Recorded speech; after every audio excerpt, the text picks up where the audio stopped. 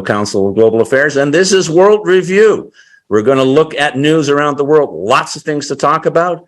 Vladimir Putin against the world at the UN on the issue of Ukraine. Then we'll turn to protests in Iran that are seen to be spreading throughout the entire country, just as diplomacy between the United States and Iran is breaking down. And finally, a look at the Euroright, where the Swedish Democrats come in as the second biggest party in the last election, and this weekend, an election in Italy, which is likely to bring to power also right-wing political parties. To join us in this conversation, we have Peter Spiegel, who's the U.S. managing editor of the Financial Times. Peter, great to see you, have you back. Good to be back, Ivo. And all the way from Beirut, Lebanon, is Kim Ghattas, who is the contributing editor of The Atlantic. Kim, great to have you back as well. Thanks a lot, Ivo, and thanks for the promotion. I'm contributing writer, but I'd love to be contributing editor. Well, this will make you a contributing editor. There we all vote in favor, yeah. Finally, chief diplomatic correspondent in Europe, Steve Erlanger of the New York Times. Steve, great to have you, and I'm glad to see that your cat is joining us too. Yes, you can't shut a door. Yeah, no, that's, well, some can open them, so that's the whole point. Right. Peter, let's start with you. Vladimir Putin against the world, the image of Sergei Lavrov, foreign minister, walking into the UN Security Council, giving a speech calling the president of Ukraine a bastard and a son of a bitch. I think those are quotes, so we can use it. And then walking out, sort of illustrated the isolation, it seems to me, of Russia in the world at a time when world leaders were meeting in New York. Neither Vladimir Putin nor, for that matter, Xi Jinping were there. But a big week when it comes to Ukrainian developments. Bring us up to date. Yeah, and still gridlock in Midtown. So I've stayed in Brooklyn today. I mean, it was almost one of those UN General Assemblies that harken back to the Cold War. I mean, usually, to be honest with you, these events are everyone shows up and has meetings and lunches and dinners and receptions, but not much diplomacy or, frankly, fireworks happens. And this is the first one in a while where we had genuine fireworks. You mentioned the foreign ministers meeting where he came in, gave his diatribe, then left. Blinken with some very strong words. To me, though, I mean, everyone was waiting for Biden's speech, and then we had Zelensky appear remotely. But at the day of the Biden speech, we had the speech given by Putin from Moscow, who, as you said, didn't show up, but sort of preempted everything by giving his own speech, announcing the partial conscription of 300,000 Russians for the war, announcing what is happening, it seems like today, which is the referendum in Luhansk and Donetsk to make it actually Russian. And that what forced Biden to sort of hit back, change his speech a little bit to be much more pointed. There was a lot of nuclear saber rattling too, which unnerved some people, although I've been really struck in conversations I've had with both American and British diplomats about how unconcerned they are about that. We could talk about that if we want. But to me, the most interesting speech was indeed that Putin speech. Everyone was here in New York. He was speaking from the Kremlin. But we've seen over the last 24, 48 hours that speech is having much bigger impact domestically than, frankly, internationally. He knows he's losing the war. He's been forced to do a partial conscription, but we have reporting now from Russia, as a lot of other news organizations do, which is, combat-age men are beginning to flee Russia. There are airports and border areas where there are people lining up to try to get out of the country. We have reporting as well of people basically getting snatched off the streets. If you are, fighting age a man. And this has suddenly produced actual proper protests within Russia. Now, again, because of a lot of the reporting restrictions that all of our news organizations are struggling with, we're back now with our correspondent in Moscow. I know, Steve, you guys are as well.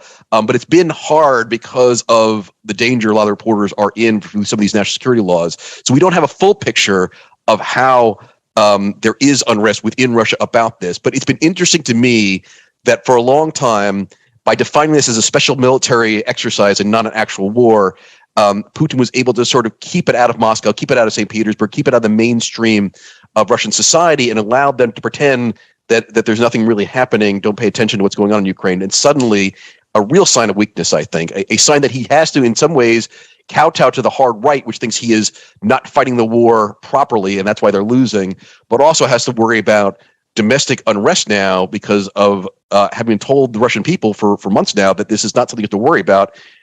They now feel it's coming home, and I think it's really going to be the week potentially where things really changed here. And I think it's been a tough one as a journalist and a journalism organization to cover because of the restrictions. But I think the early signs are that this could be really problematic. One last thing, Ivo, before I turn it back to you, is why is he doing the referendums now? And the nervousness I have heard is from particularly in Washington is if he can claim that Luhansk and Donetsk are actual Russian territory, the way they did with Crimea, then any movement by the Ukrainians into those regions will be seen as attacks on Russian soil. And that's why there is some nuclear nervousness about this and a sign of real escalation that could happen after this. Now, to be honest with you, I think in talking to some of my sources was more worried about that than my sources have been because of these other sort of undermining things that I was just talking about. But I think that's really worth watching of how he plays these referendums and whether that changed any of the tactical stuff on the ground, because I find that to be rather unnerving. Yeah, I think the real question is, are you going to be able to mobilize your domestic support by turning this through a set of fake referenda into a war of aggression, into a war of defense?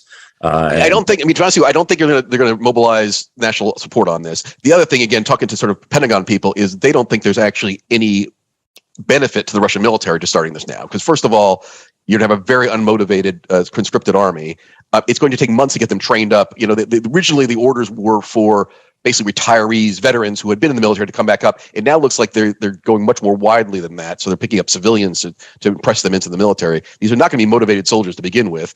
But then it's going to take months and months and months to actually get them to the front line. So I don't think from a tactical point of view, it makes much sense. And frankly, from a domestic support point of view, it doesn't make much sense. Where it does make sense is the hard right. He is being now criticized openly on Telegram and elsewhere in the Russian media from the hard right, saying, you have lost this war, you have to do more. And it's been interesting to see that he feels the need to react to that. Yeah, no, I think that's exactly right. I mean, one of the talking about motivation, I think there's a video on social media of a recruiter going around in a town saying, you need to go and come and join us and fight for the future. And the response is, the future? We don't even have a present, which doesn't sound like how you motivate people to fight. Kim, what struck you most? The domestic impact, of course, of this was very big and I think in some ways unexpected. There was also, it seems to me, Russia's increasing isolation in the world. There are not a lot of people out there who are defending Russia and its invasion. They may not be condemning it in large terms, but they're not defending it. And in some ways, the Chinese foreign minister's speech at the UN Security Council kind of underlined that. Absolutely. There are a few things that really strike me at the moment. One is how countries in the Arab world are navigating this, because they were hedging their bets at the beginning. And I think they bet on the wrong horse. The UAE, the Saudis, they were looking at this potentially initially as a moment where they could have a new strong ally on their side. And that's not what Putin is turning out to be for them. So they're having to reposition themselves, sound a little bit less petulant. They made this gesture. The details of it are still a little bit unclear, with the release of U.S. prisoners from Russian hands that the Saudis and the Turks helped negotiate. And we saw the very public thank yous from Jake Sullivan and I believe Tony Blinken, the Secretary of State and the National Security Advisor. So that's been very interesting to see the mood shift, but not dramatically, just very calmly in Arab circles. And of course, then, you have the Chinese and the Indians kind of indicating, look, this has gone too far. In other words, I'm paraphrasing and simplifying. This is not the time for war. This is the time for peace, as Modi said. And you can see countries like Turkey have this power play with Putin, making him, Erdogan, making Putin wait again in front of the cameras to sort of show who's really boss here and who is top dog. And that's, the calculations that Putin is making have an impact on the Middle East, where Russia is involved because of its support for President Assad in Syria since 2015. So everybody's kind of jockeying for position. And I'm wondering whether some Arab countries think that this is also going to weaken President Assad. If Putin has to mobilize people inside, men inside Russia for this war of his, he's going to have to draw, and he already is, we think, drawing on his forces and troops that are present in Syria.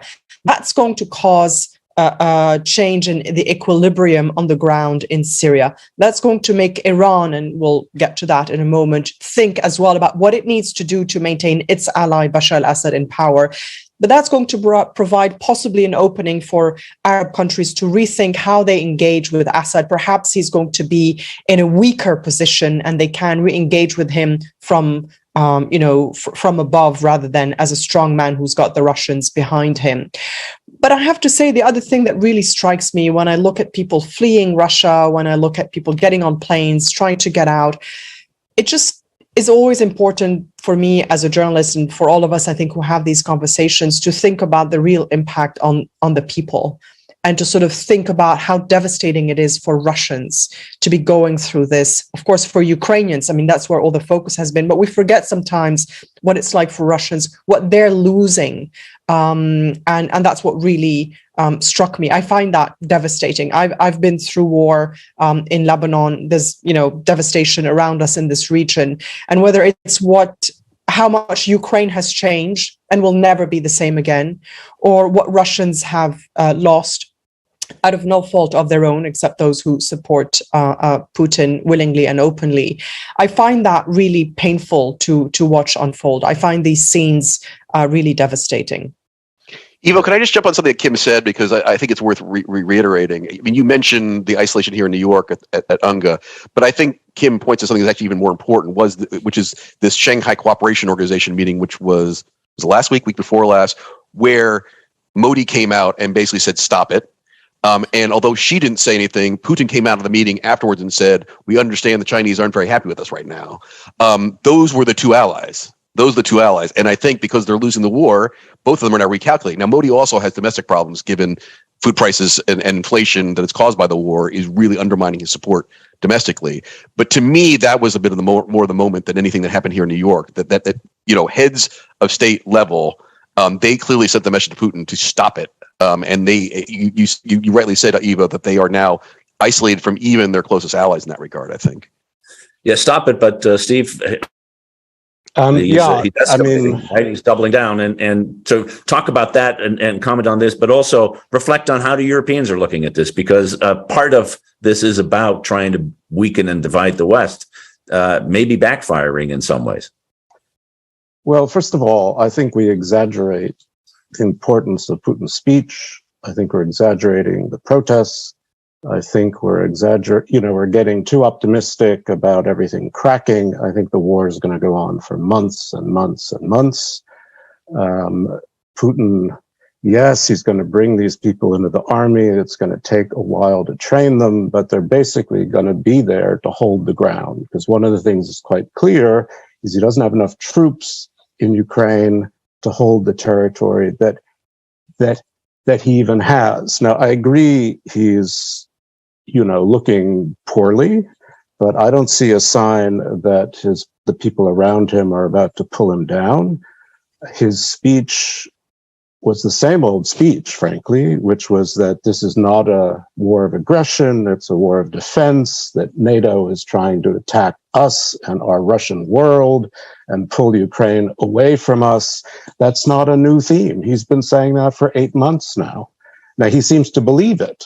I don't see any real sign that this is cracking. And to be honest, the numbers of Russian men fleeing, we'll see how many there are, right? I mean, it looks wonderful on social media. And as Peter says, we're a little bit restricted in what we can say from Russia itself. But even on the Arbat, the protests were pretty small, and they were beaten up very, very quickly. So it's a very repressive place. I don't see it cracking yet. I agree with everyone. This is a moment. And it's certainly true that Russia's so-called allies are very disappointed with how it's gone. But India is still buying huge amounts of Russian oil at a discount. China wants more. I mean, the China-Russia, it's a friendship. It's not necessarily an alliance. And I think in terms of Europe, there is a lot of Ukraine fatigue, I have to say. And that's true inside NATO, too. Everyone says it's all great, we're all unified. No one is acting to break the unity. But people the Hungarians on occasion. And the Turks, which have never been part of it, though they're also NATO allies, and the Hungarians are tiny, and everybody knows this, right, from the start. But will these oil sanctions matter? Will they come into effect? For the moment, Europe's energy sanctions have been basically powerless. It's Russia that's been applying energy sanctions. I think we'll get through the winter, but there's a lot of feeling in Germany. I spend a lot of time talking to people there. People say, well, in the beginning, we thought, oh my God, the war's coming to us. It's terrifying. Now they're pretty satisfied. The war's going to stay in Ukraine. It's not coming to them. And there are questions. How does this end? What does Ukrainian victory mean? What does Russian defeat mean? What is the concept of Russian defeat? How do you reconstruct Ukraine? What kind of security guarantees will be required for all of that to happen? These are really serious questions. And the amount of arms going to Ukraine from America, yes, from everyone else, much lower now. And then the debate continues in Washington, in Germany, in France. Should we give them even more sophisticated stuff? Or is this going to actually have them really put Putin into a corner where he does something really stupid? So these questions are out there, and I hate not to be optimistic, but I just urge a little bit of care. Let's see how the next couple weeks go, whether anything really changes. Well, it's always dangerous to disagree with Stephen Erlanger, but I'm going to remain optimistic. Good. I'm going to remain optimistic. Good, please. And I'm going to cut the difference. I'm going to cut the difference. I think All right, Kim, we are at a turning point, but not at a breaking point, like Stephen says. I think I agree with him that it's not a breaking point for Putin. I don't think we're going to see this unravel. I think, and I've said this on the show before, dictators like Putin, like Assad, they have a million tricks that they can pull out of their hat to stay in power, because victory for them just looks very different. It can look like a scorched earth policy. They don't need to prove anything in a vote later on. They can rig the vote. So for them, for Assad, in power for 10 years, devastated country, Putin can do the same and just keep pulling on that. But I do think that some of it depends on the regional moves and configuration, and how other countries around Putin are going to use this sort of slight moment of weakness to their own advantage. Yeah, no, I think that's just one other thing, very, very briefly, Ivo. I apologize. I mean, this theory that if, as we know, Luhansk and Donetsk vote to join Russia, well, Crimea has already been annexed, and Ukrainians have attacked Crimea already, and it hasn't produced nuclear war. So we'll see. I mean, again, I can't read Putin's mind anymore. It's really, really complicated what he actually believes and what he's willing to do. But I do think he now understands his own position is in play. And that's the change to me. Anyway, so Kim's right. I think we all agree with Kim now. Okay. That's right. We always agree with Kim. turning point, but not a breaking point, which means we'll be back, I'm sure, next week talking about these issues. I do think, just to underscore, I think the series of questions that Steve mentions that are being asked are starting to be asked in Washington and in Brussels and in other places. I don't see a lot of good analysis answering those questions. That includes not just in governmental circles, but in outside circles either. These are really tough set of issues, but we really need, if this is a turning point, we really need to think about what is the end game here. How does it look? How does it play? What is the impact? Kim, I think very smartly bringing in that people are watching and they are adjusting their steps accordingly. A lot of things to talk about. Let's talk about another perhaps question, turning or breaking point, Kim, in Iran. We've seen protests before. This is not the first time that is happening. The interesting thing, this is a protest led by women, in which women are playing a major part. Of course, women have always been a part of the Iranian political debate, but this is different in some ways. It feels different, but you're the observer. You watch this very closely. What do you think? Well, first of all, tell us what is going on in Iran and why, and what do you think this means for the ultimately for the stability of the regime, which has now been in power since 1979, and that's a long time for any regime to be in power, just from a historical perspective. Absolutely. It is a very long time, and somehow I think they'll still be around for a while. I'm not going to take any bets. I think that it is a different moment. I think the protests we're seeing are different than in the past, but we've seen these protests in 2009, in 2017, in 2018, in 2019. We've seen women take to the streets. We've seen them remove their scarves. The crowds and the numbers we're seeing on the streets today are a bit more reminiscent a bit more similar to what we saw in 2009. They're larger, they're starting to come out, it's more widespread. And yes, the women are very much out there because it all started with the death of 23-year-old or 22-year-old Mahsa Amini, a young woman from the Kurdish areas who was on a visit to Tehran, was reprimanded by the morality police, Irshad, for what they call bad hijab, like her hair wasn't fully covered. She was taken to a correction facility, but before she was taken there, reports and witnesses say that she was badly beaten by the morality police, and that led her to collapse in the correction center, possibly from internal bleeding, and then she spent a few days in a hospital in a coma and died. And that has really ignited the rage of a population that is just fed up with men telling women what to wear or not to wear, how to behave or not to behave, men who are fed up with their women being told or harassed or pushed or beaten on the streets, and generally the sort of the bubbling up of frustration at a regime that cannot provide for its people, that is under sanctions,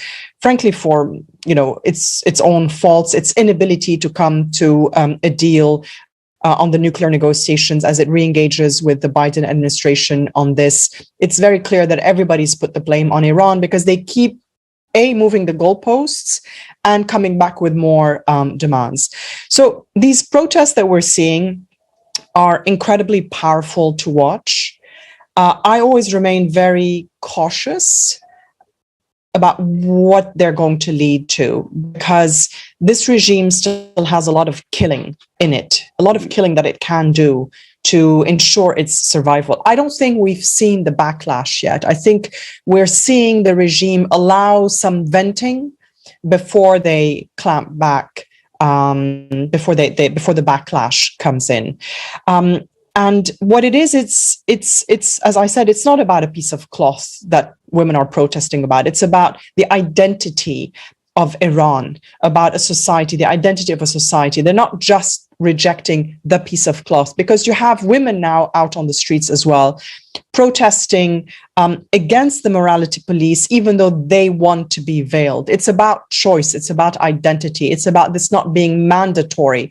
And it's about what Iran wants to be and how it wants to fit into the world. And you can tell that there's a young, new generation that doesn't want to be behind this black wall of the Islamic Republic. Is this going to lead to the fall of the Islamic Republic? There's a lot of wishful thinking all the time about whether this is the turning point, whether this is too much. 2019 was feeling very tenuous for the Islamic Republic. There were protests inside Iran. There were protests against Iran's role in Iraq. So across Iraq, there were protests. There were protests in Lebanon. Qasem Soleimani, the head of the Quds force and leader of its sort of proxy militias and its ability to project power abroad, was killed in a U.S. strike commanded by President Trump. And it was a very difficult moment, and yet they were able to overcome that, partly because then the pandemic hit and everybody had to go home. So there's always this moment, and you never know when it comes. Is this a weak moment and they're going to be able to come on top?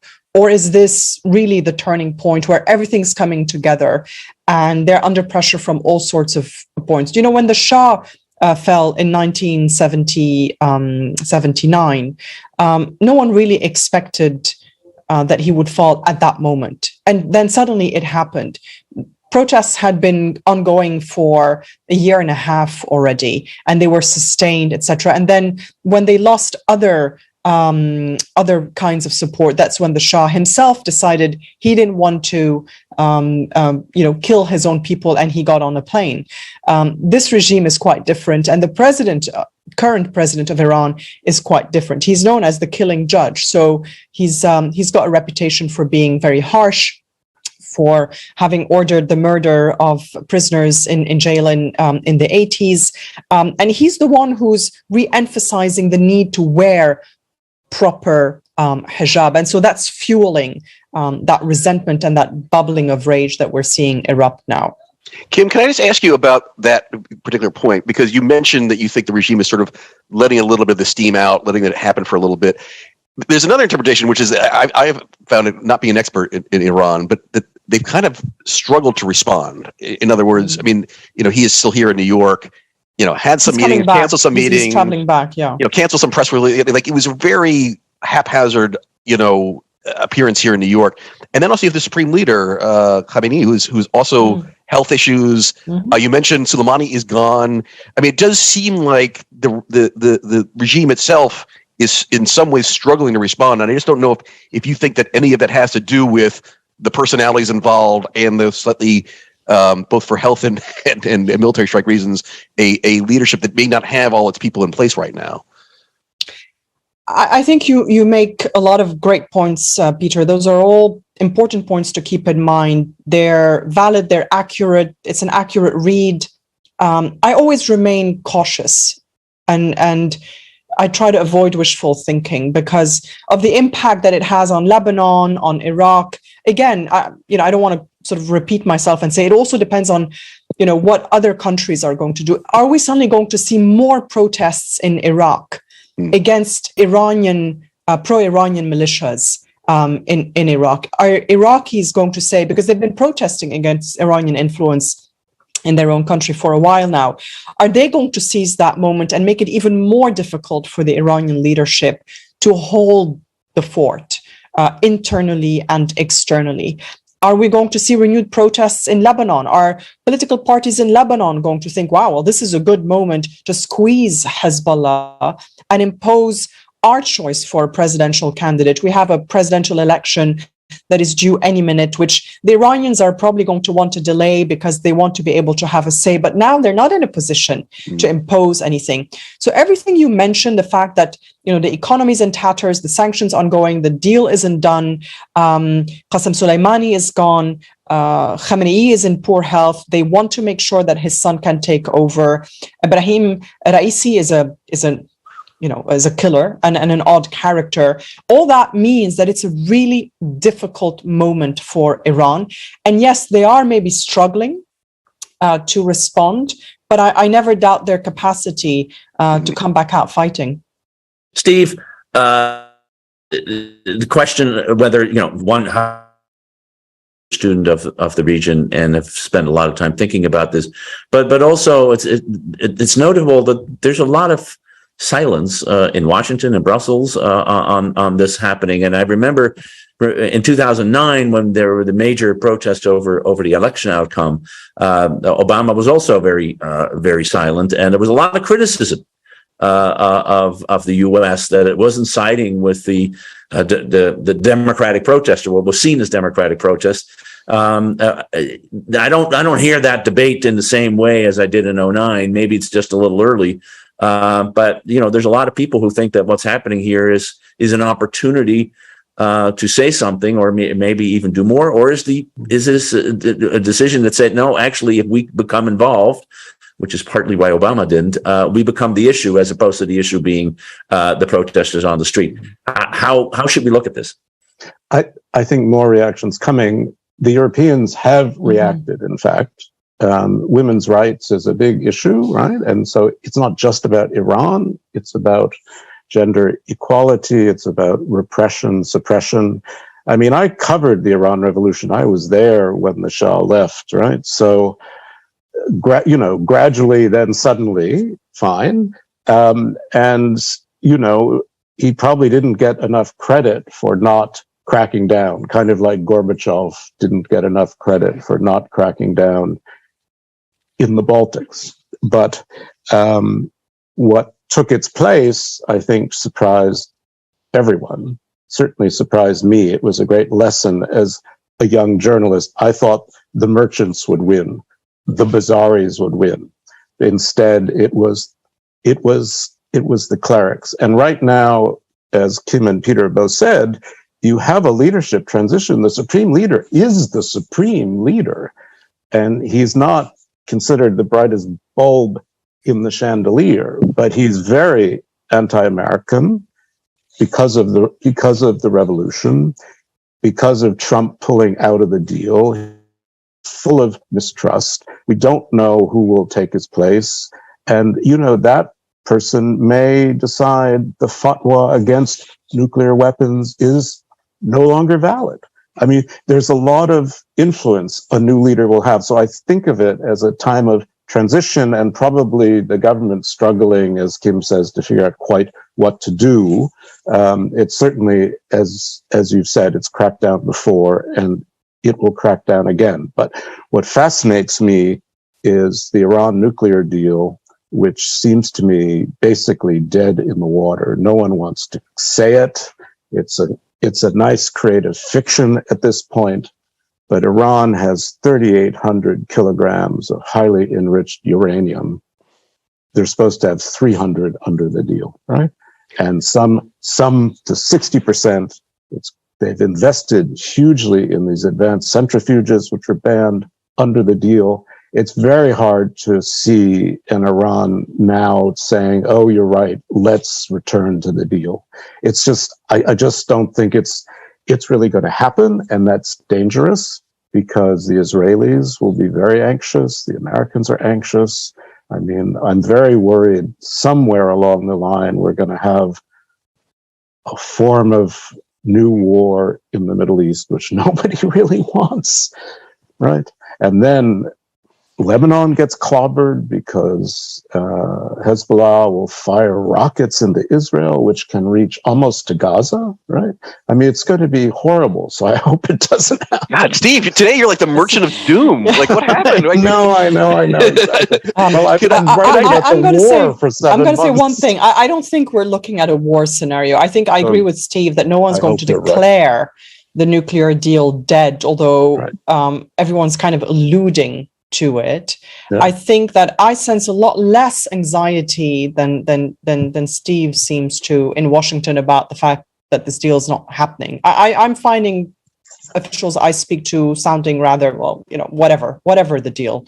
It's already baked into their regional calculations and how they're operating and trying to contain Iran in different ways. But Ivo, that Jake Sullivan and I believe also Tony Blinken have both spoken about Mahsa Amini's death. I mean, in a tweet, that counts as something today because it is a lot about social media. They've said her death is unforgivable. And the US has sanctioned the morality police, Irshad. Yes, and that is sort of a very practical, direct move that is also has no impact in the sense because, it's not like, these religious police officers have their bank accounts in the US, but it sends a signal to Iranian population, women in particular, that we heard you, we realize this is horrible, this is what we can do, even if it's only symbolic. And I think that for now, that's the extent of what the US should do, because before the US even opens its mouth about anything, the Iranian regime's already saying, this is the Americans, fomenting protests. This is the Zionists. This is the West, everyone who's against us, who's fomenting these protests. These protests are not real. So it's a very fine line that America has to toe between showing support and working behind the scenes and openly calling for anything further. Can I make one last point on this, Ivo, before we get back to you? Because I think this is really interesting to me, particularly in the figure of Biden and Blinken. Because if you go back to 2009, one of the reasons that they didn't react was exactly this. They didn't want to make themselves the issue. But you have to remember, the other issue was the nuclear deal. And I was covering the White House at the time. They had prioritized the nuclear deal over all else. So they didn't want the regime, frankly, to fall at that point because they were so vested. The nuclear deal is now done. And amongst those in the White House at the time who were advocating for a stronger reaction to the Green Revolution were the Biden camp, right? They were much more of, this is important for human rights, this is human for democracy promotion. They were the bits in that Obama White House who were much more pushing 100%. For a more proactive. And so now they're in charge. And to me, given that, as Kim and Steve said, the nuclear deal is basically dead, so they're not hindered by that anymore. And you have a much more human rights-oriented foreign policy, or at least articulated by Biden, whether it's real or not, remains to be seen. I think this is going to be something that we really need to watch. I think their instincts are going to be more aggressive than Obama was in 2009, and that does raise the issue: do they overstep and become more of the issue at a time when it's probably not such a great thing to be the issue in Iran right now? Let them steam on their own. But I think that's really worth watching. Yeah, no, I think that's exactly right, Peter, and I think Kim may well be right that the calculation is here. How do we signal support for what's happening without becoming the issue?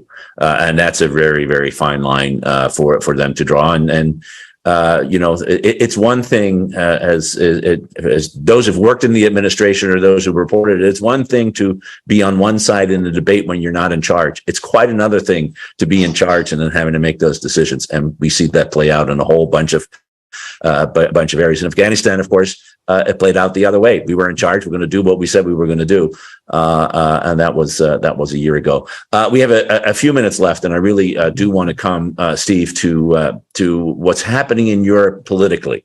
A really important election in Sweden last week, which brought the Swedish Democrats into the second largest party, a Nazi origin party. Now, of course, that's not what they're running on, but that after Marine Le Pen, and then, of course, a major election in Italy, which by all accounts is going to bring the right and some of them with fascist backing and leanings to power. This is a big move that is happening here in Europe. Should we look at this in any way as a trend throughout the continent, in part because of the Ukraine fatigue you talked about, or is this a sui generis in the particular case of Italy and in Sweden? How should we look at this?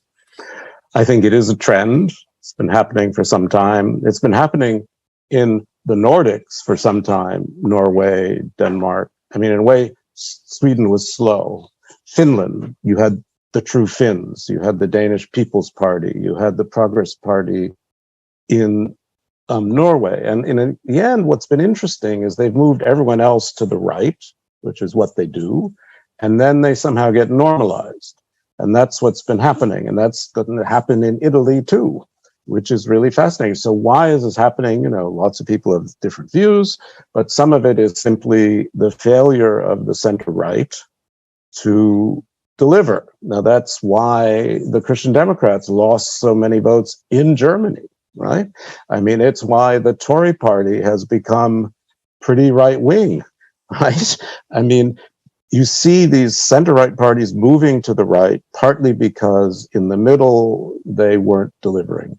And the only reason Olaf Scholz became chancellor was because the Christian Democratic Party collapsed, right? And it got swallowed up partly by the Greens and partly by the far right. So I think it's really important. I mean, what fascinates me about the Sweden Democrats, like Giorgia Meloni's Brothers of Italy party, they both have roots in the 30s. They both have roots in neo-Nazi, Nazi fascist ideology. Now, this is over time, no one's about to set up concentration camps and so on. But it's this corporatist notion and this idea of national identity that is so important, which, as we've all discussed, it's almost a sort of cliche, gets dissolved in this globalized world and gets dissolved in this European Union of shared sovereignties. And I like this European Union of shared sovereignties, but I can see if you're lost your job to industrialization, to automation, to cheap Chinese goods, to, expensive Russian energy, you're going to have a political response. And that's what we're seeing. Now, most of these countries have pretty good structures. I mean, much as in America, we had a big, we'll see what happens with Trump, but our institutions seem to have held against a kind of revolution. And in Europe, they're also pretty strong. But I think what's going to happen in Italy will be really, really fascinating, because it's not just Meloni who's benefited from being in the opposition, but it's Salvini. It's like the never dying Berlusconi's come back to life with this rictus face. And so we'll see how long that lasts. Italian friends joke and say, we have such a dysfunctional government, nothing much will change. Right? But I've been very impressed at how the industrialists have come to terms with the Brothers of Italy, though they're very, very worried about somehow screwing up subvention funds for COVID recovery from the EU. Those will serve, I think, to keep people in line. But the trend toward far right is maybe exaggerated, but more ideological, right-wing, nationalist, populist, it's 20% almost everywhere.